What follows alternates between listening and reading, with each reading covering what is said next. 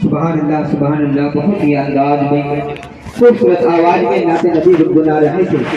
جی تو چاہ رہا تھا کہ وہ پڑھتے رہے اور سامعین اس کو مستی میں جھومتے رہے، لیکن وقت کی قلت دامنگیری کی وجہ سے جلد رخصت ہو گئی تھی. میں بیٹھے یوں سوچ رہا تھا مجھے ایک کاش وہ طیبہ بلا لیتے تو اچھا تھا، مجھے ایک کاش وہ طیبہ بلا لیتے تو اچھا تھا، مقدر سویا سویا ہے جگہ دیتے تو اچھا تھا، مقدر سویا سویا ہے جگہ دیتے تو اچھا تھا. بھلا اس چند دن کی زندگی کا کیا بھروسہ ہے، بھلا اس چند دن کی زندگی کا کیا بھروسہ ہے، اسی میں رہ کے کچھ نیکی کما لیتے تو اچھا تھا، اسی میں رہ کے کچھ نیکی کما لیتے تو اچھا تھا.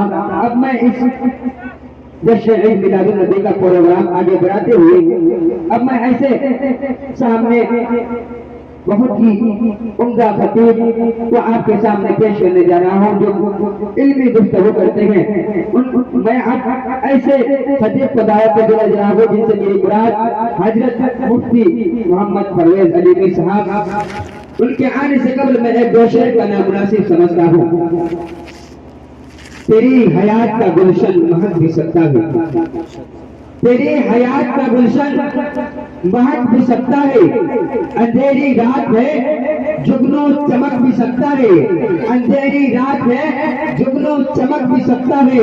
بس اتنا سوچ کر نعت نبی پڑھتا رہ، بس اتنا سوچ کر نعت نبی پڑھتا رہ، اسی کے صدقے مقدر چمک بھی سکتا ہے، اسی کے صدقے مقدر چمک بھی سکتا ہے. حضرت کا آنے سے پہلے میں ان کے آنے کا سواگت خیر مقدس سے کرنے جا رہا ہوں، جن سے ان کے آنے سے پہلے جوردار جانے سے سواگت کرنے جا رہا ہوں.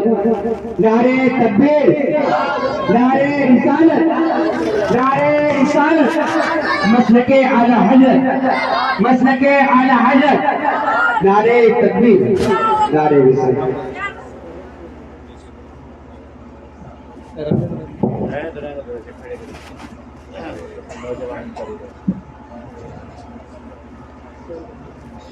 قابل کیا ہوگی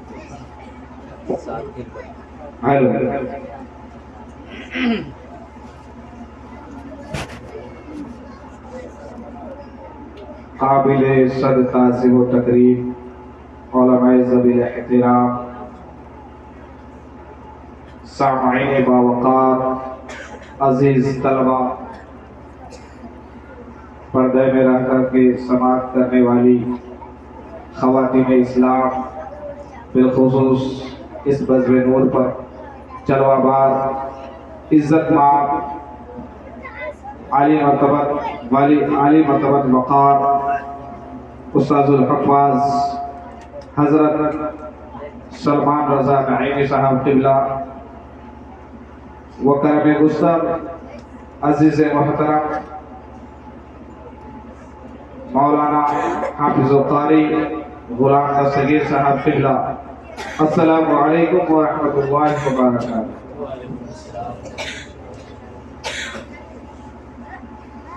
الحمدللہ الحمدللہ الذی حبب الینا الایمان وزینہ فی قلوبنا وکرہ الینا الکفر والفسوق والعصیان، والصلاة والسلام على سید الانام وعلى آلہ واصحابہ الکرام. اما بعد، اعوذ باللہ من الشیطان الرجیم، بسم اللہ الرحمن الرحیم. خلق الموت والحیاة لیبلوکم ایکم احسن عملا.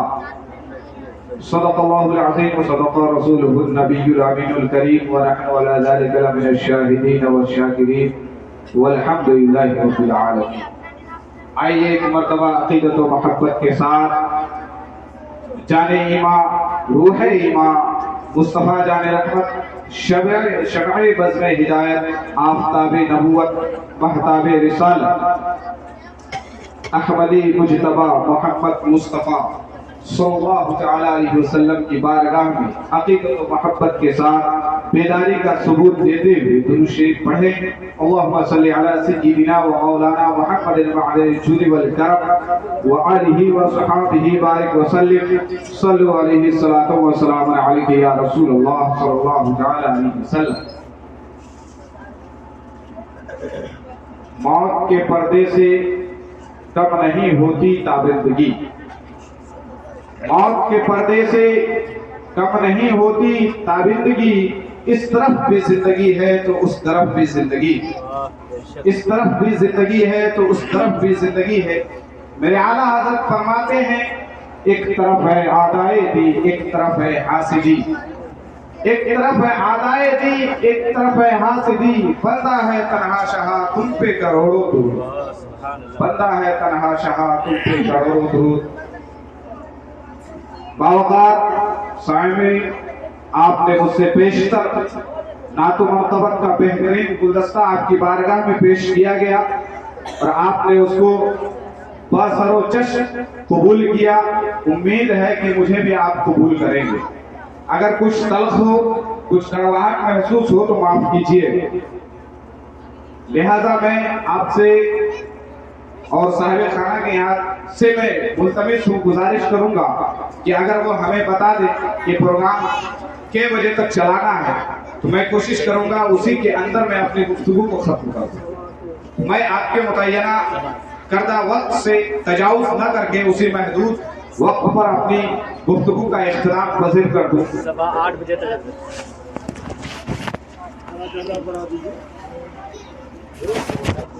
ان کی طرف سے 8 بج رہا ہے، آدھا گھنٹہ ہاں 8 بج گیا نا، 8:30 بجے تک تقریبا چلے چلیے درود پاک پڑھیے صلی اللہ علیہ وآلہ صلی اللہ تعالی علیہ وسلم۔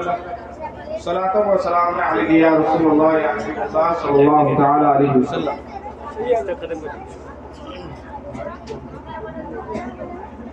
آپ کے پیش امام مدرسہ معینیت چشتیہ تفسیر القرآن کے خطیب عزیز گرامی علامہ قاری احسان الحق صاحب قبلہ نعیمی سے آپ نے بہت ہی عمدہ اور پرمغز آپ نے خطاب کیا۔ پھر بعد ہمارے عزیز محترم حافظ غلام دستگیر صاحب نے بھی چند مختصر کلمات سے اور کلام اعلیٰ حضرت اور کلام سعدی سے آپ کو محظوظ کیا اور آپ اس سے محظوظ ہونے کی مکمل جسارت کی۔ لہذا طلبہ جو لوگ بات کر رہے ہیں خاموشی کا اختیار کریں، خاموش ہو جاؤ۔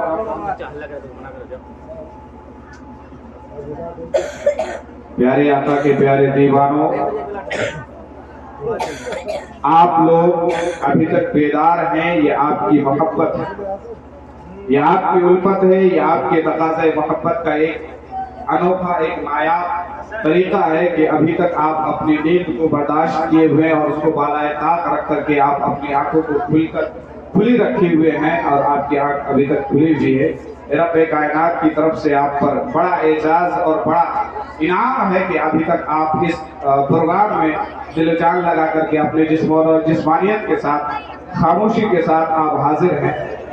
پیارے آقا کے پیارے دیوانوں، مجھ سے پیشتر آپ نے جو خطاب کیا اسی سے ملتا جلتا میں بھی کچھ خطاب کروں اور آپ کے سامنے چند معروضی کلمات آپ کے پاس رکھوں تاکہ آپ بھی اس سے محظوظ ہو اور میں بھی اس سے لطف اندوز ہوں، تاکہ دونوں جب چلے کارواں تو بڑا بڑھیا ہوتا ہے۔ یونٹی از دا لائف، زندگی کا نام اتحاد ہے۔ جب اور آپ ہم میں اگر اتحاد ہو تو گاڑی بہت ڈرائیور اور گاڑی کا جب بیلنس برابر ہوتا ہے تو گاڑی بھی اچھی چلتی ہے، تو ڈرائیور بھی خوشگوار معلوم ہوتا ہے۔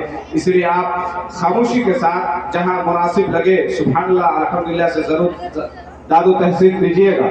میں نے جس آیت کریمہ کی تلاوت کی، رب کائنات ارشاد فرماتا ہے خلق الموت والحیات لیبلوکم ایکم احسن عملا۔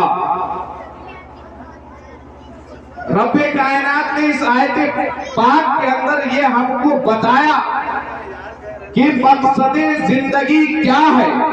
ایک انسان زندگی گزارتا ہے تو اس کا طریقہ کیا ہونا چاہیے، اس کا سلیقہ کیا ہونا چاہیے، اس کی زندگی کا اصل مقصد کیا ہے، اس کی دنیا میں آنے کا مقصد اور راز کیا ہے۔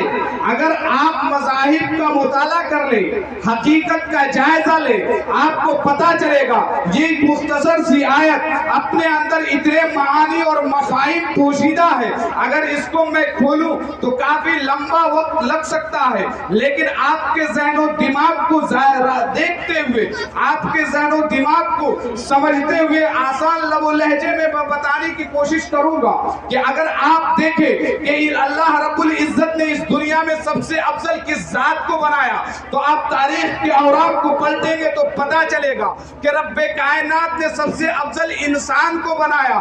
لیکن کبھی آپ نے غور کیا کہ رب کائنات نے کن کن چیزوں کو حضرت انسان کے لیے پیدا کیا، کن کن معزز اشیاء کو رب کائنات نے کس کے لیے پیدا کیا؟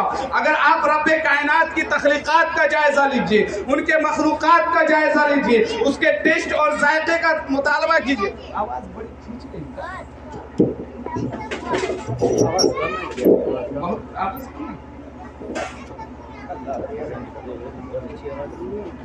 ہیلو، درود پاک پڑھیں صلی اللہ علیہ وآلہ صلی اللہ تعالی علیہ وسلم۔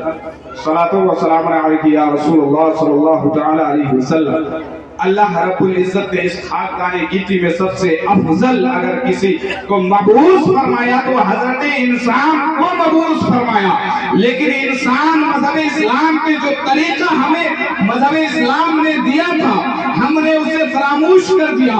کبھی آپ نے قرآن کی آیت کا مطالعہ کیا ہے، کبھی آپ نے سیرت طیبہ کا مطالعہ کیا ہے، کبھی قرآن کی آیتوں کا جائزہ لیا ہے، کبھی آپ نے رسول پاک کی احادیث کا مطالعہ کیا ہے، کبھی آپ مطالعہ کریں گے تو پتا چلے گا کہ رب کائنات نے حضرت انسان کو پیدا کیا، لیکن حضرت انسان کو پیدا کرنے کے بعد انہیں خالی نہیں چھوڑا، بلکہ حضرت انسان کے لیے جمادات کو بھی پیدا کیا، حضرت انسان کے لیے حیوانات کو بھی پیدا کیا، حضرت انسان کے لیے سورج کو بھی پیدا کیا، حضرت انسان کے لیے سورج کو بھی پیدا کیا، حضرت انسان کے لیے آسمان کو بھی پیدا کیا، حضرت انسان کے لیے زمین کو بھی پیدا کیا۔ الغرض جتنی بھی چیزیں ہیں انسان کے مقصد کے لیے پیدا کی گئی ہیں، چاہے آپ ہر ایک چیز کا جائزہ لے لیجئے۔ آج دور حاضر میں سائنٹسٹ کا ولولہ ہے، آپ اگر فلائٹ کا جائزہ لیجئے، ایروپلین کا جائزہ لیجئے، ٹرین کا جائزہ لیجئے، یہ سارے سائنٹسٹ پلین کیوں تیار کر رہا ہے، یہ ساری چیزیں کیوں وجود میں آ رہی ہیں؟ تاکہ انسان پرسکون زندگی گزارا جا سکے،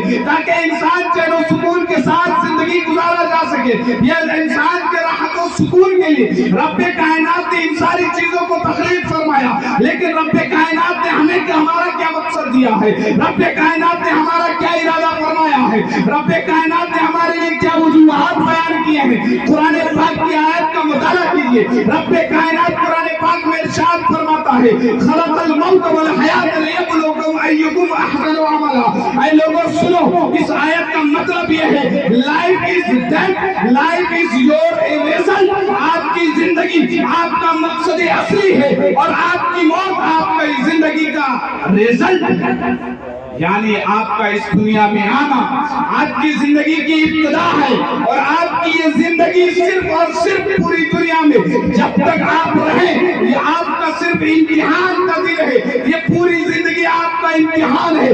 جب آپ اس دنیا سے جائیں گے تو آپ کا ریزلٹ وہاں ملے گا، اس لیے آپ جب تک یہاں رہیں بطور امتحان رہیں۔ ایک طالب علم کے لیے جب پروگرام کیا جاتا ہے، اس کے پیپر تیار کیے جاتے ہیں، بچے مدرسے میں رہ کر کے اس پیپر کی تیاری کرتے ہیں، اس تیاری میں کتنی راتوں کو جاگتے ہیں، کتنی پریشانیوں کو جھیلتے ہیں۔ ان طلبہ اور ان اسٹوڈنٹ سے پوچھئے تو پتا چلے گا۔ آپ اگر مدرسہ معینہ چشتیہ میں تفسیر القرآن میں جائیں تو آپ کو پتا چلے گا کہ وہاں کے طلبہ کتنی محنت سے پڑھتے ہیں۔ جب آتا ہے ایگزام کی تیاری کی باری، جب آتا ہے ایگزام کی مینیشن کا معاملہ، تو آپ جا کر کے 1 بجے بھی آپ رات میں جائیں اس مدرسے میں تو بچے آپ کو تیاری کرتے ہوئے نظر آئیں گے۔ آخر کیوں؟ ان بچوں نے سمجھا میں نے جب تک اس مدرسے میں قدم رکھا میرے آنے کا مقصد اصلی یہ ہے میرے باپ نے مجھے لاکھوں روپے دیا, میرے باپ میرے ہر مہینے میری منتھلی کو برداشت کرتا ہے تاکہ اس لیے کہ میں پڑھوں اور لکھ کر کے کامیاب کروں,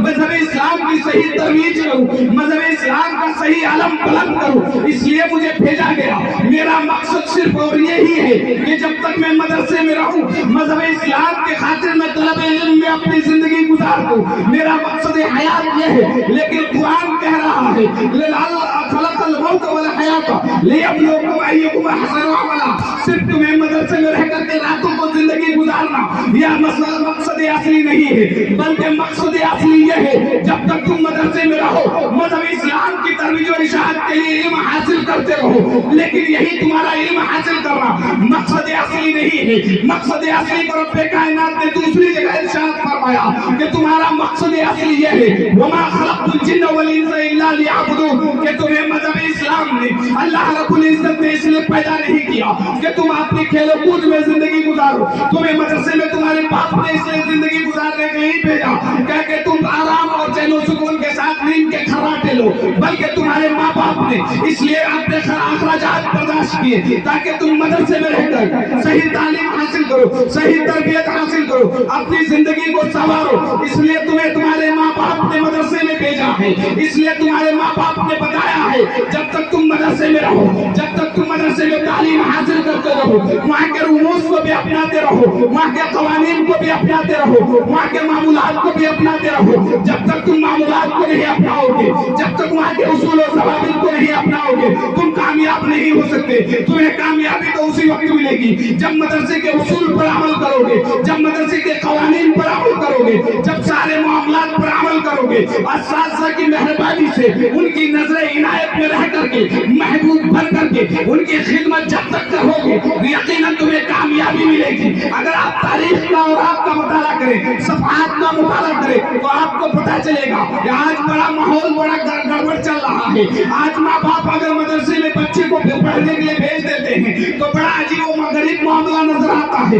ماجرا کیا ہے, آج ہمیں مدرسے کے بچوں سے کیوں نہیں الفت ہے, یا ہمارے والدین یہاں کیوں اتنے بے غیرت نظر آ رہے ہیں؟ آخر کیا وجہ ہے کہ اپنے بچے کو مدرسے میں بھیجتے ہیں پڑھنے کے لیے, لیکن اگر کوئی اسٹاف اسے مار دے, کوئی اگر اسے چوٹ پہنچا دے تو بلبلا انگیز انداز میں اپنے حیرت و استجاب کے انداز میں کبھی مدرسے کے مدرسین کے پاس آتے ہیں, کبھی مدرسین کے ناظم اعلیٰ کے پاس آتے ہیں, گاؤں کے متعدد لوگوں کے پاس اپنے ضرب شدید کا شکار کرتے ہیں کہ فلاں مدرس نے میرے بیٹے کو مارا.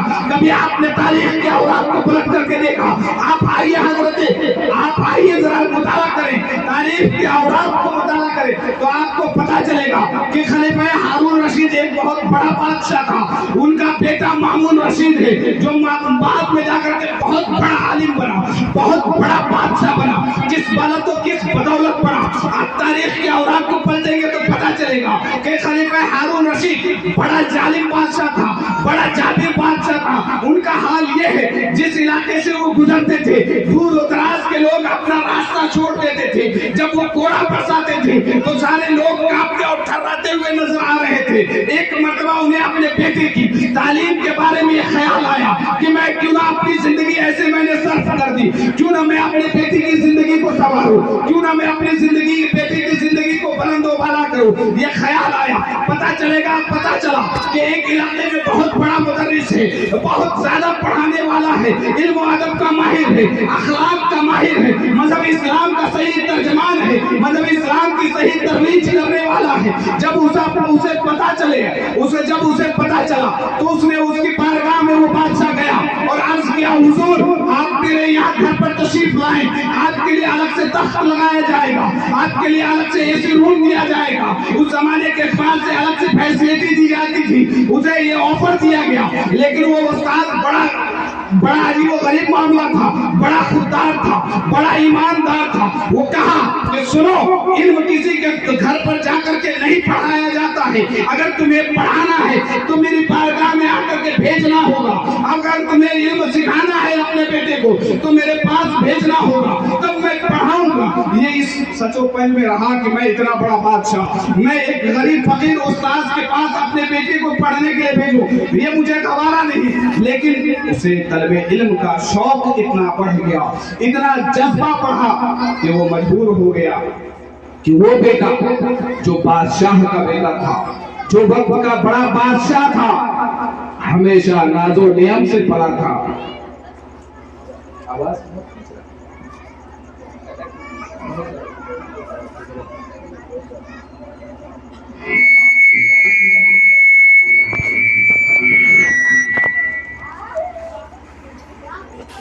درود پر پڑھیں. صلی اللہ علیہ صلی اللہ تعالی علیہ وسلم. خلیفہ ہارون رشید بہت بڑا ظالم بادشاہ. تاریخ کے اوراق کو پلٹنے سے پتہ چلتا ہے کہ کتنا ظالم بادشاہ ہے، لیکن اپنے بچے کی تعلیم کے لیے، اپنے بچے کی شکشا کے لیے، اپنے بچے کے ایجوکیشن کے لیے ایک غریب استاد کے پاس پڑھنے کے لیے بھیجا کہ مجھے یہ گوارا ہے کہ میرا بیٹا بھلے ہی گھر میں رہ کر کے اربوں خربوں کے روپے خرچ کرنے میں اپنی زندگی گزارتا ہو، مجھے یہ منظور نہیں. میں تو مذہب اسلام کا ماننے والا ہوں. جب مذہب اسلام یہ کہہ رہا ہے ایجوکیشن آف لائف آف اسلام کی مذہب اسلام کا مقصد صرف تعلیم اسلام ہے، میں مسلمان ہو کر کے مذہب اسلام کو کیسے ترک کر سکتا ہوں؟ یہ دل میں اسے آیا اور اپنے بچے کو اس استاد کی بارگاہ میں بھیج دیا. وہ بچہ پڑھنے لگا. 1 مہینہ، 4 مہینہ، 10 مہینہ پڑھنے لگا. ایک مرتبہ یہی استاد ایک سڑک کے کنارے بیٹھ کر کے وضو کرنے کے لیے حاضر ہوئے اور ان کا بیٹا جن کا نام مامون رشید ہے یہ اسی استاد کی بارگاہ میں پڑھ رہا تھا. ان کا عالم یہ ہے 4-5 مہینے کے گزرنے کے بعد یہ استاد کی بارگاہ میں خدمت کرنے لگا. کہا بادشاہ کا بیٹا، لیکن ایک غریب استاد کی خدمت میں اپنی زندگی گزار دی. آپ حقیقت کا جائزہ لیجیے، اس تاریخ کے اوراق کو پڑھتے تو آپ کو پتا چلے گا کہ خلیفہ ہارون رشید جو بڑا وقت کا ظالم بادشاہ تھا، ان کا بیٹا ایک غریب استاد کی خدمت کر رہا تھا. خدمت کا عالم یہ تھا کہ استاد وضو کرنے کے لیے بیٹھے ہوئے تھے. ایک ہاتھ سے وہ پانی وضو استاد کے ہاتھ پر ڈال رہا تھا. اسی دوران خلیفہ ہارون رشید تیز گھوڑے سے آتا ہے. یہ منظر دیکھتا ہے کہ میرا بیٹا اپنے استاد کا پیر ہاتھ میں پانی ڈال رہا ہے، صرف ایک ہاتھ کا استعمال کر رہا ہے. فوراً وہ گھوڑے سے اترا اور ایک زوردار انداز سے ایک زبردست گھوڑا نکالا. فوراً اس بیٹے پر اتنا زوردار گھوڑا مارا کہ وہ بچہ فوراً بے ہوش ہو گیا اور بیٹے سے لڑتے ہوئے انداز میں کہا کہ تم کیوں نہیں برباد ہو گئے؟ اللہ نے تمہیں 2 ہاتھ دیا تھا، اللہ نے تمہیں 2 پیر دیا ہے، اس کے باوجود تم نے ایک ہاتھ سے پانی ڈالا، ایک ہاتھ کو آپ نے خالی رکھا. ہونا تو یہ چاہیے تھا، تمہارا استاد ہے، ایک ہاتھ سے تم پانی ڈالو، دوسرے ہاتھ سے تم پیر دھلو. یہ مقام ہے استاد کا کہ جیسے ہی یہ جرم تھا. جرم کیا؟ جرم یہ تھا اس نے کسی استاد کو گالی نہیں دی تھی، استاد کو مارا نہیں تھا، بلکہ وہ استاد کی خدمت میں لگا ہوا تھا. لیکن وہ ظالم بادشاہ کی عالم یہ تھا کہ ایک استاد کا ادب کرنے کا طریقہ یہ ہے جب وہ استاد وضو کرنے کے لیے جائے، جب وہ ہاتھ پیر دھلے تو ادب کا تقاضا یہ ہے استاد کا ایک ہاتھ سے ہاتھ دھلو، دوسرے ایک ہاتھ سے پانی ڈالو، دوسرے ہاتھ سے پیر دھلو، تیسرے ایسے کر کے ان کا ہاتھ پڑو اور دھلو اور پانی ڈالو. استاد کو اپنا ہاتھ استعمال کرنے کے لیے نہ دو. لیکن بادشاہ کو یہ پریشان ہو گیا، یہ دیکھ کر کے حیرت و استعجاب میں ہو گیا، میرا بیٹا اتنا بادب بے ادب کیسے ہو سکتا ہے، یہ گستاخ کیسے ہو سکتا ہے؟ مجھے یہ گوارا نہیں کہ آپ نے استاد کا صرف ہاتھ دھلے یا صرف پانی ڈالے، مجھے یہ گوارا نہیں. فوراً گھوڑے سے نکل کر کے اتنا زبردست گھوڑا مارا کہ وہ لڑکا وہیں بے ہوش ہو گیا. مارنے والا کون تھا؟ استاد نہیں، مارنے والا باپ تھا. بیٹے کو مارا کس نے؟ باپ کو نے. کیوں مارا؟ پڑھنے میں برباد نہیں تھا، ذہن کا بہت تیز تھا، پڑھائی میں نمبر 1 تھا، تعلیم کے اعتبار سے بہت بلند و بالا تھا. صرف اس جرم کی بنیاد پر مارا، حالانکہ اپنی طاقت و قوت کے اعتبار سے اپنی استاد کی خدمت کر رہا تھا. لیکن باپ کو یہ گوارا نہیں ہوا کہ میرا بیٹا جب تک استاد کی خدمت میں پڑھیا سے نہ لگے اس وقت تک کامیاب نہیں ہو سکتا. کیونکہ خلیفہ ہارون رشید یہ بات جانتا تھا اگر دنیا میں کوئی طالب علم کام ہو سکتا ہے تو استاد کی محنت سے ہو سکتا ہے. है, उस्ताद की मोहब्बत से हो सकता है, उस्ताद की उल्फत से हो सकता है। जब तक उस्ताद की दुआ न लगे उस वक्त तक कोई स्टूडेंट कामयाब नहीं हो सकता। इसलिए ये उन्हें डर था, अगर उस्ताद इन्हें नजरअंदाज कर दे तो मेरा बेटा बर्बाद हो जाएगा। ये गवारा और पसंद नहीं था, फौरन एक घोड़ा रसीद किया, ये उस्ताद ने नहीं मारा। इस वाक़े से हम आपको ये बताना चाहते हैं कि ये वाक़या भले ही आपको नजर आए लेकिन मारने वाला बाप था। और घोड़ा कितना मजबूत उस जमाने में होता है आप सिर्फ तस्वीर करके सोच सकते हैं, इतना जबरदस्त घोड़ा मारा। तारीख के औरात को पलटने से पता चलता है वो बच्चा फौरन बेहोश हो गया। लेकिन बाप को ये सिर्फ ये गवारा नहीं, लेकिन आपके मदरसा मोइया चिश्तिया में अगर किसी बच्चे को थोड़ी सी चोट लग जाए सिर्फ इस वजह से, उस्ताद का मकसद कतई ये नहीं होता है कि हम उससे बदला लें। जब उस्ताद मदरसे में इरादा कर ले कि इस बच्चे को हमें मारना है, इस बच्चे को हमें पीटना है, तो यकीनन ये उस्ताद इतने माहिर होते हैं जब चाहे उसे पीट सकते हैं, क्योंकि तालिब इल्म हमेशा गलती करते हैं। अगर तालिब इल्म को कोई नजरअंदाज करता है तो सिर्फ उस्ताद नजरअंदाज करता है। कभी जायजा लिया, आपके घर में आपका बेटा बदमाशी करता है, हरकत बदहरकत करदारी करता है, आपके घर में 4 बेटा हो, 4 तरीके से अलग अलग परेशान करता हो, तो आप कितने परेशान होते होंगे। आप इसका जायजा खुद ले सकते हैं, हमें आपको बताने की जरूरत नहीं है। आप साहिब औलाद हैं, जब मदरसा में आपका 100 बच्चा मौजूद हो, अलग अलग अंदाज से खुराफाती करता हो, अलग अलग अंदाज से बदमाशी करता हो, ये कैसे पसंद होगा। जब आप उसी मदरसे में जाएंगे तो आप यही कहेंगे कि यहाँ का उस्ताद कितना बेकार है, यहाँ का उस्ताद कितना बड़ा बेअदब है, अपने बच्चे को सही तालीम नहीं दे रहा है, सही शिक्षा नहीं दे रहा है, कैसे लोगों के साथ जिंदगी गुजारना चाहिए, ये तरीका वहाँ का उस्ताद नहीं दे रहा है। ये शिकायत आपकी तरफ से आई।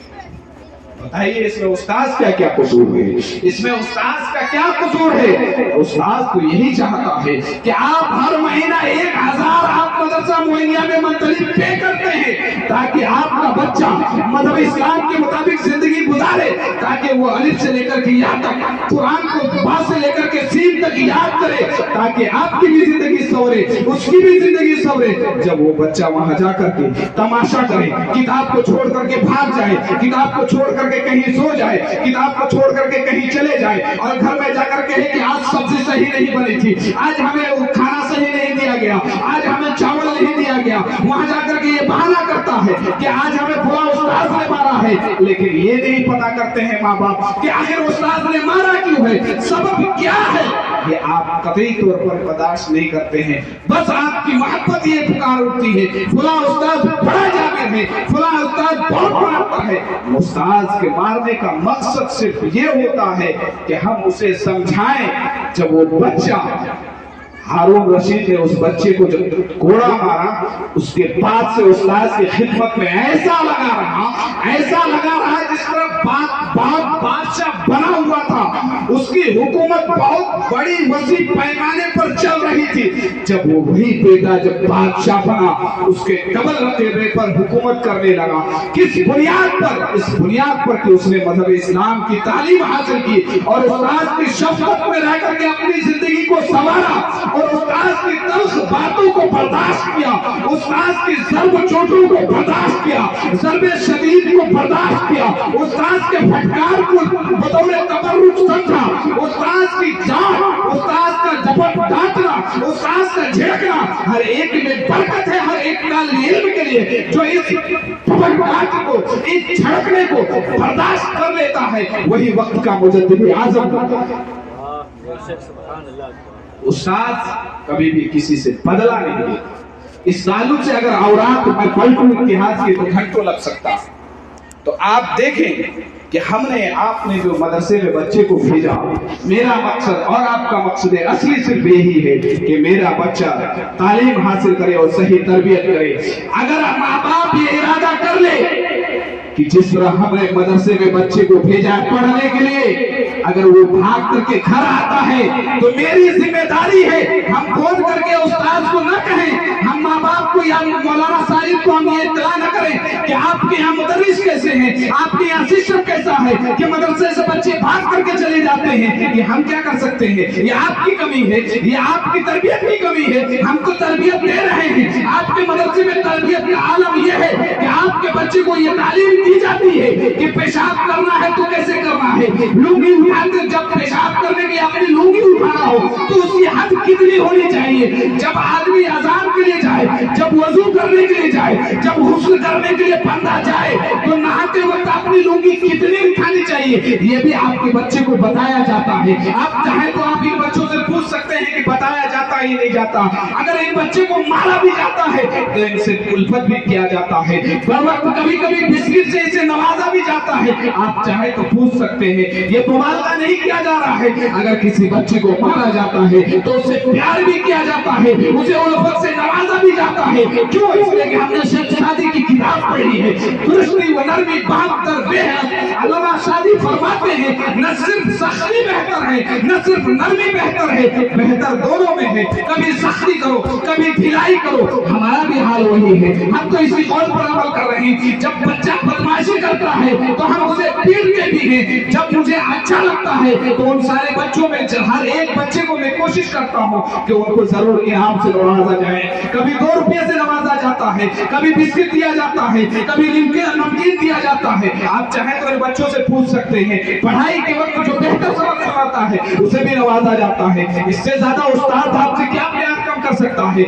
ये तो आपकी माँ भी नहीं कर सकती है, ये तो आपका बाप भी नहीं कर सकता है जो इस सबक अच्छे सुनाने पर इतना अच्छा इनाम दे। एक गरीब उस्ताद 9,000 10,000 तनख्वाह लेकर के वो आपको क्या दे सकता है? इसके बावजूद भी अपनी कुर्बानी देकर के आपके बच्चे की तालीम के लिए अपना रुपया कुछ आपके बच्चे के पीछे खर्च कर रहा है, लेकिन आप हमको क्या दे रहे हैं? हमें तो उल्टा गाली सुना रहे हैं। ये तकाजा बिल्कुल नहीं होना चाहिए। आपने अपने बच्चे को तालीम के लिए दिए हैं, आप तालीम के बारे में सवाल कीजिए कि आपके बच्चे की तालीम कितनी अच्छी हो रही है। आपके बच्चे की तालीम के लिए हमने जुमेरात को खास कर दिया है, लेकिन कलदासपुर के सारे बच्चे, उसकी माँ उसके बाप का आलम ये है, कभी माँ आती छुट्टी लेने के लिए, कभी बाप आता छुट्टी लेने के लिए, कभी बाप का फोन आता है, कभी दादा का फोन आता है। आज मेरे बच्चे को छुट्टी दे दिया जाए, क्यों? इसलिए कि वो डरता है जब जुमेरात को उसके सबक को सुना जाएगा, उसके अखलाकों के दार का जायजा लिया जाएगा, उनके असबाब के बारे में जायजा लिया जाएगा, उनके वजू के बारे में पूछा जाएगा। आपने वजू का कौन सा तरीका सीखा, कौन सा भूला? जब प्रैक्टिकल और थ्योरी एतबार से दोनों जायजा लिया जाएगा, जब नहीं बताया जाएगा, जब एक हफ्ते में जब 2 लाइन का सबक याद ना करे बच्चा, तो हम उसके साथ क्या करें? आप मशवरा दीजिए, आपके मशवरे के मुताबिक हम अमल करेंगे। एक बच्चा एक दिन में अगर 1 लाइन अलिफ बा ता था जीम हा तक अगर न सुनाए, 4 दिन में, 1 हफ्ते में अगर वो बच्चा सबक न सुनाए, तो हम आपसे मशवरा तलब करते हैं। आप हमें मशवरा बेहतर दीजिए, उस बच्चे के साथ क्या किया जाए। आप तो बाद में ये सवाल नहीं करेंगे कि हमने अपने बच्चे को दिया था, 1 साल का अरसा गुजर गया, लेकिन अलिफ से लेकर के यहाँ तक उसे सबक याद नहीं हुआ। ये मदरसा बहुत बेकार मदरसा है, लेकिन आप जाइए उसी मदरसे में, जब तलबा पढ़ते हैं, आप 12 बजे रात में जाइए, 1 बजे रात में जाइए, उसी मदरसे में बच्चे पढ़ते हुए नजर आते हैं। ये मुबालगा नहीं है, आप अपने नाते की निगाहों से देख सकते हैं। आपके मदरसे में पढ़ाई का नज़्म ज़ब्त इतना मजबूत होता हुआ जा रहा है। अगर आपकी मोहब्बत शामिल हाल रही, ये मदरसा आपकी मोहब्बत की बदौलत अशरफिया बनेगा, आपकी मोहब्बत के बदौलत यूपी का जैसा मदरसा बनाया जाएगा। लेकिन शर्त ये है, आप अपनी उल्फत का तकाजा पेश कीजिए, अपनी मोहब्बत का तकाजा पेश कीजिए, अपनी उल्फतों का तकाजा पेश कीजिए, अपने हुस्न और अखलाक का तकाजा पेश कीजिए। आपके बच्चे को कभी मारा जाए तो आप उसे खुद से डांटिए, आप उसे खुद समझाइए कि उस्ताद नहीं मारेगा तो कौन मारेगा, उस्ताद नहीं समझाएगा तो कौन समझाएगा, कौन समझाएगा? ये उस्ताद आपको तरबियत नहीं देगा। मैंने तो यहाँ तक मैंने किताबों में पढ़ा है कि एक लोगों सुनो, उस्ताद की डांट और झड़प इतनी बड़ी नेमत है कि अगर उस्ताद किसी बच्चे को डांटता है, एक बुजुर्ग ने अपनी किताब में लिखा है, जब उस्ताद डांटता है, जब उसे अपने अंदाज में उसे ज़रबे शदीद लगाता है, जब इसको बर्दाश्त कर लेता है, तो उसे नारे दोज़ख से बच जाता है, उसे नारे दोज़ख से रब्बे कायनात बचा लेता है, उसे महफूज कर लेता है। माँ बाप से उसे दौलत से नवाजते हैं, माँ बाप उसे सिर्फ पैसे से नवाजते हैं। उस्ताद और मदरसा इस्लाम की तालीम से आपको नवाजता है। इसलिए आप इस बात को समझें, आप अपने बेटे की गलतियों को समझें, पोते की गलतियों को समझें, उसके मतलब को समझें कि ये मार खाया तो क्यों खाया। रीजन तलाश कीजिए, विदाउट रीजन आप कामयाब नहीं हो सकते। एक इंसान कामयाब उसी वक्त हो सकता है कि अगर आप इसी समाज में देखें कि आदमी कल तक गरीब था, आज उसके घर में अजीबो गरीब दौलत है, कभी फोर व्हीलर आता है, कभी बाइक नजर आती है। आप तलाश करें कि कल ये गरीब था, कल ये दूसरे के यहाँ रोजी मांग करके खाता था, आज मालदार कैसे हुआ। जब आप ये रीजन तलाश करेंगे तो यकीनन उस रीजन तलाश करने में आप उरूज और इर्तिका के मनाजिल को तय करते हुए नजर आएंगे। साइंटिस्ट का भी यही नजरिया है। आप अगर साइंस का पढ़ने वाला यहाँ कोई तालिब इल्म है तो मैं उससे पूछता हूँ, सब्जेक्ट साइंस का सब्जेक्ट क्या है, उस सब्जेक्ट की परिभाषा क्या है, उसकी तारीफ क्या है, डिफिनेशन क्या है, तो वो नहीं बता पाए, क्योंकि आज तक साइंटिस्ट ने साइंस की तारीफ नहीं किया, साइंस की परिभाषा मौजूद ही नहीं है। साइंस का सिर्फ नजरिया ये है कि हम बना रहे हैं ट्रैक्टर, अगर उससे बन जाए जेसीबी तो यही मेरा साइंस है। उसका कोई नजरिया नहीं है। आप साइकिल का जायजा ले लीजिए, साइकिल कैसे बनी, इतिहास को देखिएगा तो पता चलेगा। बना रहा था कुछ और, बन गई साइकिल। उसका इरादा कुछ और था बनाना, लेकिन बन गई साइकिल। तो उसका कोई नजरिया मुतय्यन नहीं है कि मुझे यही काम करना है। काम करते करते जो बन जाए उसी को अपना लिया जाता है, ये उसका टारगेट। उसका काम सिर्फ ये है, हमें सिर्फ तेजी से काम करना है, चाहे जो बने। इसी एतबार से हम जब तक दुनिया में रहें अपने बच्चे को तालीम दें, उसे मकसद असली को बताएं। रब्बे कायनात ने आपके लिए बहुत सारी दौलत और रब्बे कायनात ने सारी चीजें आपके लिए पैदा की है। आसमान को किस लिए पैदा किया, सूरज को किस लिए पैदा किया, जमीन को किस लिए पैदा किया। जमीन को इसलिए पैदा किया कि आप जमीन पर चलें, सूरज को इसलिए पैदा किया कि दिन में रह करके आप काम करें, चांद को इसलिए पैदा किया ताकि उसकी चाशनी से आप लुत्फ अंदोज हो। सब कुछ हजरत इंसान के लिए, आपके लिए बनाया है। चांद के पैदा करने का मकसद आपकी जिंदगी है, लेकिन आपकी जिंदगी का मकसद वमा खलक़तुल जिन्ना वल इंसा इल्ला लियअबुदून है। अब इस आयत में सिर्फ ये ना कहा जाए कि आज मौलाना साहब ने सिर्फ यही कहा है इबादत करो। इबादत एक ऐसा लफ्ज है जो इतने सारे मानी को भरा हुआ है। न सिर्फ इबादत नमाज का नाम है, न रोजे का नाम है, न ज़कात का नाम है, न हज का नाम है, न कुर्बानी का नाम है, न ईद उल फित्र का नाम है, न बकरीद का नाम है, बल्कि इसके अलावा भी और भी इबादत है। हम और आप आपस में जो मोहब्बत से बात कर रहे हैं ये भी इबादत है। हम जो आपस में लेन देन करते हैं वो भी इबादत है। हम जो दुनिया में जाकर के एक दूसरे की दुकान से खरीदो फरोख्त करते हैं ये भी इबादत है। हम खेत में ईमानदारी से दूसरे का खेत लेकर के खेत जोतते हैं, अगर नियत इखलास है ये भी इबादत है। सिर्फ इबादत रोजा और नमाज का नहीं, इस्लाम एक मुकम्मल ज़ाब्ते हयात का नाम है। इसलिए आप इसकी हकीकत को समझें और अपनी जरूरत और मज़हब इस्लाम के मुताबिक जिंदगी गुजारें। इसी में आपकी भलाई है, आपका हर पल हर लम्हा मज़हब इस्लाम की तरवीज और इरशाद के लिए हो। आप अपनी जिंदगी को अपने एतबार से गुजारिए। अगर मेरी तल्ख बातें आपको नागवार गुजरे तो मैं दिल से आपसे माफी चाहता हूँ। आप हो सके तो माफ कर दीजिए। अस्तगफिरुल्लाह रब्बी मिन कुल्ली ज़ंबिन व तुबू अलैहि व मा अलैना इल्ला अल बलाग। अस्सलामु अलैकुम व रहमतुल्लाहि व बरकातहू। या नबी सलाम अलैका या रसूल